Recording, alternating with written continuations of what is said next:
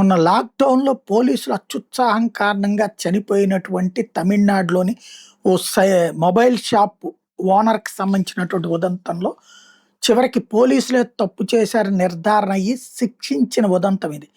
జయరాజ్ అనేటటువంటి అతను తమిళనాడులోని తూత్తుకుడి జిల్లా సాతంకుళంలో ఉన్నాడు. అతనికి 2020లో లాక్‌డౌన్ టైంలో రాత్రి 9 తర్వాత మొబైల్ షాప్ తెరిచి ఉంది.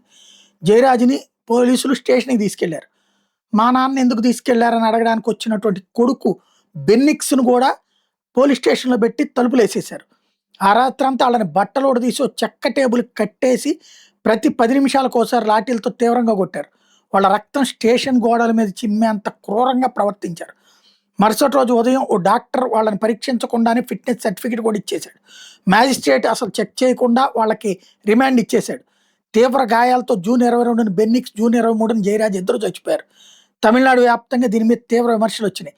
దీంతో స్టాలిన్ ప్రభుత్వానికి వ్యతిరేకంగా అటు బీజేపీ వీళ్ళందరూ ఉద్యమానికి పిలుపునిచ్చేటప్పటికి సీబీఐ దర్యాప్తుకి ఆదేశించింది. సీబీఐ పరిశోధనలో షాప్ దగ్గర ఉన్నటువంటి సీసీటీవీ ఫుటేజీలు పరిశీలిస్తే పోలీసులు చెప్పింది అబద్ధం అని తేలింది. పోలీసులు ఏమని చెప్పుకొచ్చారు దీంట్లో, తండ్రి కొడుకులు నేల మీద దొర్లారు, అసభ్య పదజాలంతో మమ్మల్ని దూషించారని చెప్పారు. కానీ అదేం కాదని తేలింది.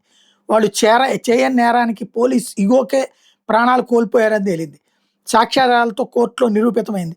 ఈ కేసులో ఒక ఇన్స్పెక్టర్, సర్కిల్ ఇన్స్పెక్టర్, ఇద్దరు సబ్ ఇన్స్పెక్టర్లు, ఇద్దరు హెడ్ కానిస్టేబుల్, నలుగురు కానిస్టేబుల్‌తో సహా మొత్తం 9 మంది పోలీసులు మదురై కోర్టు నిన్న హంతకుల కిందన తేల్చింది.